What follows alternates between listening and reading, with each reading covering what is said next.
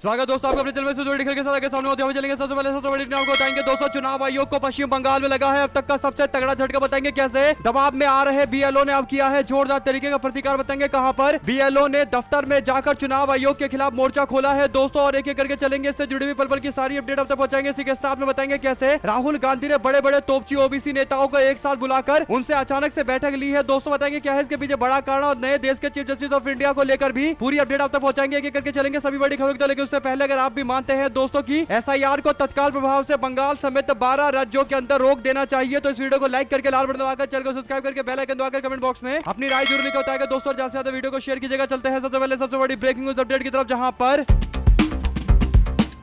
बिहार में एसआईआर के कारण जिस तरीके से बिहार के चुनाव के नतीजे रहे दोस्तों, काफी ज्यादा ऐसी स्थिति देखने को मिली जिसको लेकर कई सारे गंभीर सवाल खड़े हो गए। ऐसे में आपको बता दें कि अब बिहार से सबक लेते हुए पश्चिम बंगाल के अंदर ममता सरकार की ओर से जोरदार तरीके का विरोध किया जा रहा है दोस्तों। मामला इतना आगे बढ़ गया कि अब पश्चिम बंगाल के अंदर जारी मतदाता सूची के विशेष गहन पुनर्निरीक्षण यानी एसआईआर में शामिल बूथ स्तर के अधिकारियों यानी बीएलओ ने एक संगठन बनाकर जोरदार तरीके का मोर्चा खोला दोस्तों। देश में पहली बार ऐसा हो रहा है जब बीएलओ ही चुनाव आयोग के खिलाफ खड़ा हो गया है दोस्तों। आपको बता दें कि बीएलओ के अधिकार रक्षा समिति के सदस्य ने बताया कि वे निर्वाचन आयोग को अपनी शिकायत सौंपेंगे, और समिति ने आरोप लगाया कि एसआईआर की शुरुआत के बाद से पूरे राज्य के बूथ स्तरीय अधिकारी बीएलओ अभूतपूर्व और अमानवीय दबाव झेल रहे हैं, यानी जोरदार तरीका का प्रेशर पड़ा हुआ है और इतना ज्यादा स्ट्रेस वाला काम दिया गया है कि एसआईआर के कारण बीएलओ बुरी तरीके से परेशान है दोस्तों। आपको बता दें कि देश भर के अंदर अलग अलग कोनों में कुल मिलाकर 16 बीएलए ऐसे हैं जिन्होंने अपनी जान दी है या फिर स्ट्रेस के कारण उनकी जान गई है दोस्तों। तो ऐसे में अब आवाज तो उठानी पड़ेगी, इसीलिए बीएलओ ने एक समिति बनाकर जोरदार तरीके से चुनाव आयोग के दफ्तर के बाहर जोरदार आंदोलन किया दोस्तों, और इलेक्शन कमीशन के चीफ के ऑफिस के बाहर भी जोरदार तरीके का धरना दिया गया। अगर आप भी मानते हैं कि अब देश भर के अंदर ऐसे ही विरोध देखने को मिलेगा, चुनाव आयोग को एसआईआर पर एक बार फिर से विचार विमर्श करना चाहिए, क्योंकि एसआईआर की प्रक्रिया के कारण सबसे ज्यादा जनता परेशान है। उसके बाद अगर कोई सबसे ज्यादा परेशान है दोस्तों तो बीएलओ परेशान है, उनको हर घर जाना पड़ रहा है, लोगों के नाम सर्च करने पड़ रहे हैं। अलग अलग राज्य का अगर कोई व्यक्ति है तो उसके नाम ढूंढवाने में काफी ज्यादा मशक्कत का सामना करना पड़ रहा है दोस्तों, और चुनाव आयोग ने काफी कम टाइम दिया है एसआईआर करवाने का, तो और ज्यादा स्थिति ऐसी बनती जा रही है दोस्तों। 2 शब्द जरूर लिखकर बताइएगा और ज्यादा से ज्यादा वीडियो को शेयर कीजिएगा। चलते हैं एक और बड़ी अपडेट की तरफ, जहां पर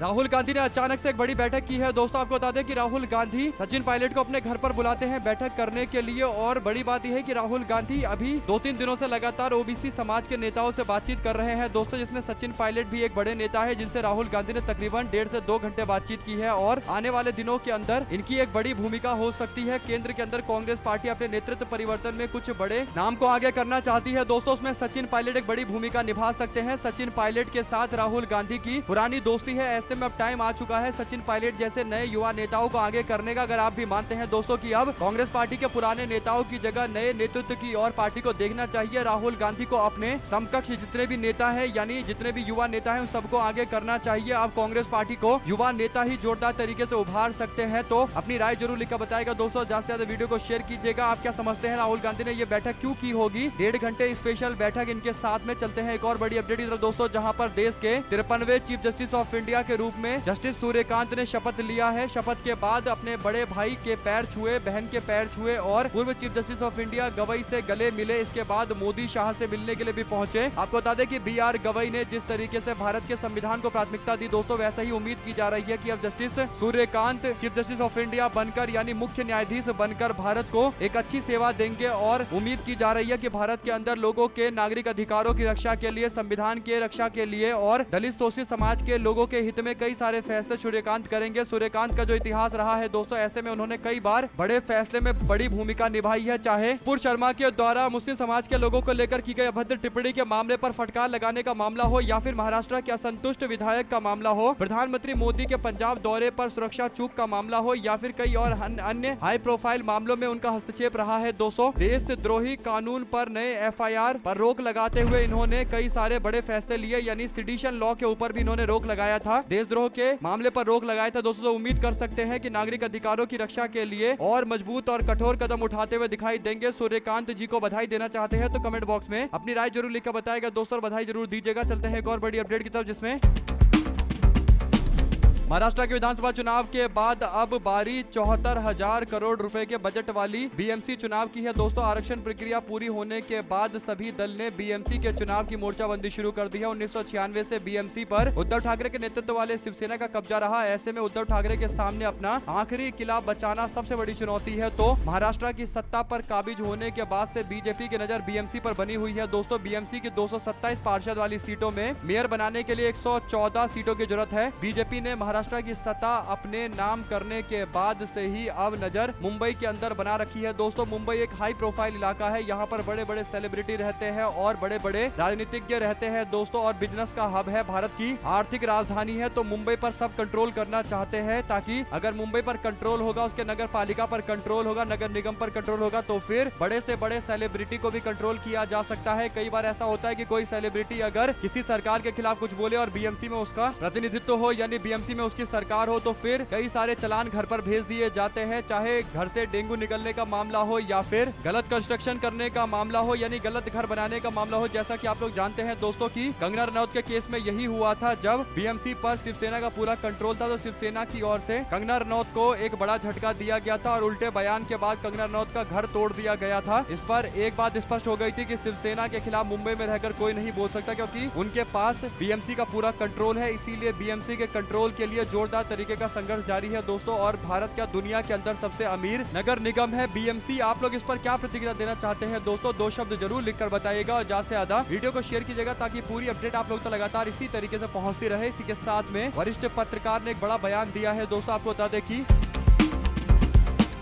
एक वरिष्ठ पत्रकार जो न्यूज 24 पर अपनी बातें रख रहे थे दोस्तों, सतीश के सिंह, उन्होंने एक बड़ा दावा किया। उन्होंने कहा कि उनके भाई ने अपने पसंद के जिस उम्मीदवार को वोट दिया, उस बूथ पर उस उम्मीदवार को केवल 0 वोट मिले, यानी एक भी वोट में नहीं मिला, जबकि उनका भाई अपने पसंदीदा उम्मीदवार को वोट देकर आया था। ज्ञानेश की मर्जी के जनादेश की बर्बरता से कत्लेआम किया गया, राष्ट्रीय जनता दल के प्रवक्ता की ओर से निशाना साधते हुए टिप्पणी की गई है दोस्तों। इस पर लगातार बहस जारी है। कुल मिलाकर एसआईआर और उसके बाद अब जो बूथों पर वोट की काउंटिंग को लेकर मामले सामने आ रहे हैं दोस्तों, काफी गंभीर है। 2 शब्द जरूर लिखकर बताएगा। साथ अयोध्या के सांसद को नहीं मिला राम मंदिर में प्रधानमंत्री मोदी के कार्यक्रम का न्योता, तो फिर कार्ड के इंतजार में बैठे हुए हैं। उन्होंने कहा कि अगर मुझे कार्ड नहीं दिया गया तो फिर मैं नंगे पांव जाऊंगा मंदिर में दर्शन करने के लिए। यानी जिनके संसदीय क्षेत्र के अंतर्गत राम मंदिर आता है दोस्तों, अयोध्या के सांसद अवधेश प्रसाद, उन्हीं को नहीं बुलाया गया क्योंकि वो दलित समाज से आते हैं। तो कहीं ना कहीं पूरे दलित समाज का अपमान करने की कोशिश की गई। अवधेश प्रसाद ने दावा किया कि उनको राम मंदिर के शिखर पर धर्म ध्वज के ध्वजारोहण के लिए आयोजित कार्यक्रम के लिए न्योता नहीं दिया गया। उन्होंने कहा कि कार्ड के इंतजार में बाहर बैठा रहा, लेकिन इसके बावजूद उन्हें कार्ड नहीं मिला। यानी दोस्तों सोचिए कि एक क्षेत्र में कार्यक्रम हो रहा है और एक बड़ा कार्यक्रम हो रहा है, और उस कार्यक्रम में प्रधानमंत्री आ रहे हैं, बड़े बड़े लोग आ रहे हैं, लेकिन जिस व्यक्ति को उस पूरे अयोध्या क्षेत्र ने चुनकर भेजा है, सांसद बनाकर भेजा है दोस्तों, उसको कोई नहीं पूछ रहा, उसको नहीं बुलाया जा रहा, क्योंकि अयोध्या के सांसद अवधेश प्रसाद से भारतीय जनता पार्टी के लोगों की एक पुरानी खुन्नस है दोस्तों। क्योंकि 2024 के चुनाव में बीजेपी को अयोध्या में इतनी बड़ी हार मिली थी कि एक चुनाव पूरा जिस तरीके का झटका देता है, उस तरीके का झटका भाजपाइयों को लगा था दोस्तों। और इसीलिए अयोध्या के सांसद अवधेश प्रसाद को नीचा दिखाने के लिए सारे संभव प्रयास किए जाते हैं। सवाल सबसे बड़ा ये उठता है कि क्या अवधेश प्रसाद जी जो दलित समाज से आते हैं दोस्तों, क्या उनका अपमान जानबूझकर किया जा रहा है? अगर आप भी मानते हैं कि सारे दलित समाज के लोगों को जवाब बीजेपी को देना पड़ेगा कि क्या वो जानबूझकर मंदिर के एक कार्यक्रम में एक दलित समाज के सांसद को नहीं बुला रहे हैं। चलते हैं एक और बड़ी अपडेट की तरफ दोस्तों, जहां पर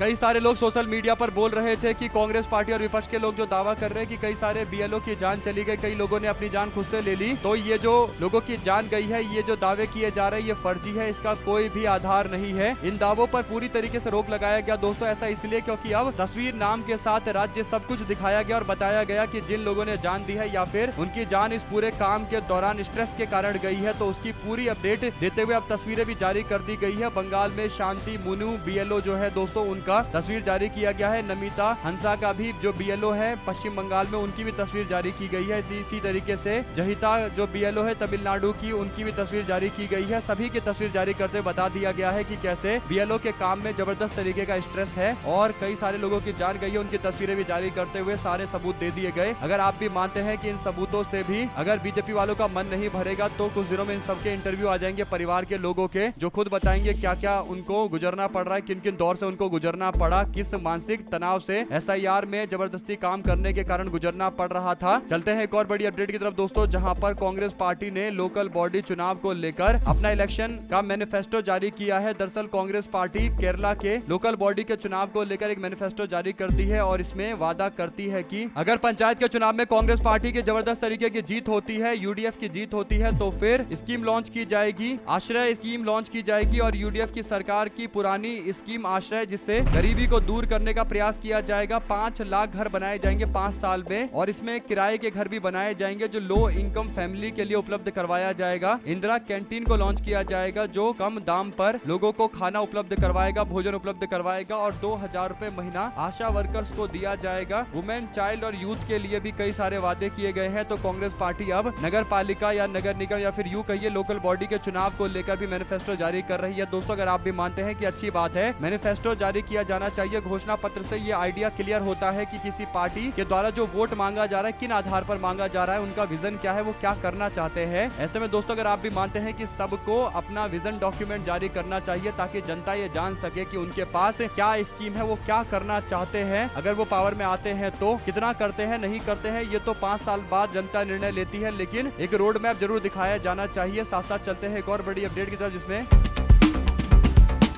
चीफ इलेक्टोरल ऑफिसर यानी CEO छत्तीसगढ़ ने कहा कि राज्य भर के 80 मतदाता केंद्र के BLO द्वारा 100% EF डिजिटलाइजेशन सफलतापूर्वक कर ली गई है। समर्पण, टीम वर्क और समयबद्धता के साथ मतदाता सूची विशेष पुनर्निरीक्षण कार्य में ये उपलब्धि छत्तीसगढ़ की मजबूत प्रशासनिक क्षमता का प्रतीक है। इस पर भूपेश बघेल ने जवाब देते हुए कहा कि बधाई हो चुनाव आयोग वालों, अब चुनाव आयोग से अनुरोध है कि उन 80 मतदान केंद्रों की सूची सार्वजनिक करे जहाँ पर 100% काम पूरा हो गया है। हम भी चेक करना चाहते हैं। चुनाव आयोग को चैलेंज दिया क्या है। दोस्तों चलते हैं एक और बड़ी अपडेट की तरफ, जिसमें बिहार विधानसभा चुनाव को लेकर इस वक्त की सबसे बड़ी अपडेट आई है। दोस्तों चुनाव के नतीजे आने के बाद मंत्रिमंडल के विस्तार के बाद एक बात जो सबसे ज्यादा चर्चा में थी दोस्तों, वो ये कि आखिर महागठबंधन क्या टूट जाएगा, क्योंकि कांग्रेस पार्टी और महागठबंधन की अन्य पार्टियों के द्वारा, उनके नेताओं के द्वारा कुछ ऐसा बयान दिया जाता है दोस्तों, जिससे लग रहा था कि महागठबंधन में जोरदार तरीके की खटपट हो सकती है। हालांकि एक नेता जो इस बार विधानसभा का चुनाव जीते, ताती तत्वा समुदाय के नेता IP गुप्ता ने भी एक ऐसा बयान दिया दोस्तों, जिससे लगा कि महागठबंधन में पहली फूट होगी और IP गुप्ता महागठबंधन को छोड़कर चले जाएंगे दोस्तों। लेकिन मामला एकदम उल्टा हुआ दोस्तों। दरअसल हुआ ये कि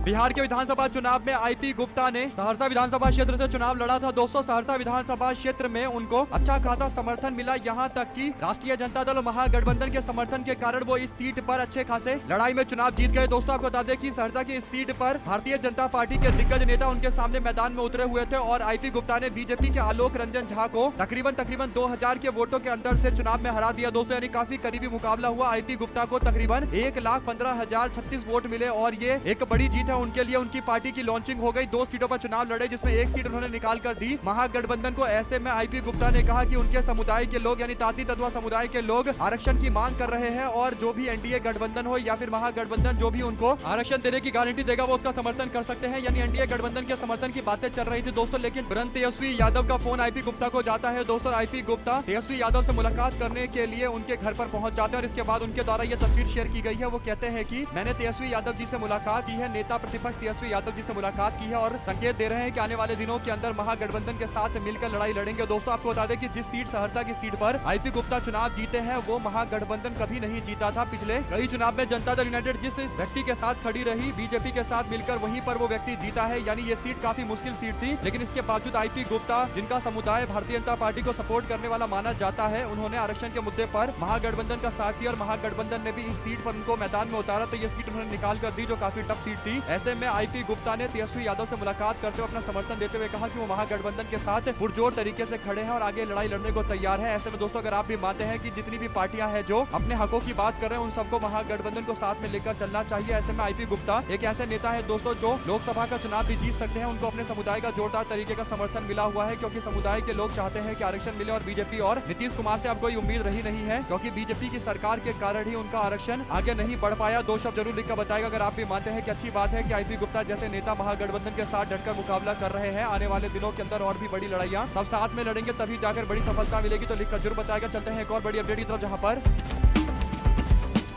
बिहार के बाद देश के 12 राज्यों के अंदर लगातार एसआईआर करवाया जा रहा है दोस्तों। ऐसे में एसआईआर के खिलाफ मोर्चा खोलते हुए राहुल गांधी की ओर से एक बड़ी रैली का आयोजन किया जाएगा। जनादेश को चुराने वालों, अब जनता हिसाब करेगी, दिल्ली में हिसाब होगा। राहुल गांधी के नेतृत्व में वोट चोर गद्दी छोड़ महारैली का आयोजन रामलीला मैदान नई दिल्ली में किया जा रहा है। इंडियन यूथ कांग्रेस की ओर से पूरे मामले पर अब पार्टी के लोगों का समर्थन जुटाया जा रहा है और अन्य लोगों के बीच में भी वोट चोर गद्दी छोड़ का नारा पॉपुलर किया जा रहा है। इसमें एसआईआर एक बहुत बड़ा मुद्दा है। लोकतंत्र की पुकार चलो दिल्ली। अब देखते हैं इस पर क्या प्रतिक्रिया सामने आती है अन्य पार्टियों के द्वारा दोस्तों। और क्या महागठबंधन पूरी तरीके से एकजुट होगा राहुल गांधी के साथ में और वोट चोर गद्दी छोड़ वाला नारा लगाया जाएगा? क्योंकि एक बात जो स्पष्ट दिखाई दे रही है वो ये कि वोट चोर गद्दी छोड़ का नारा अभी और ज्यादा गूंजने वाला है। दो शब्द जरूर लिखकर बताएगा दोस्तों। चलते हैं एक और बड़ी अपडेट की तरफ, जहां पर केंद्र सरकार ने चंडीगढ़ के प्रशासनिक दर्जे को बदलने के लिए संविधान के 131वां संशोधन लाने का दावा किया दोस्तों। 2025 के इस संविधान के बदलाव के प्रावधान को लेकर लगातार चर्चाएं तेज हो गई। इस कदम ने पूरे पंजाब में आम आदमी पार्टी, कांग्रेस पार्टी, शिरोमणि अकाली दल समेत कई दलों ने इस पर कड़ी प्रतिक्रिया दी है दोस्तों। इस बिल का मुख्य उद्देश्य केंद्र शासित प्रदेश चंडीगढ़ को संविधान के आर्टिकल 240 के दायरे में लाने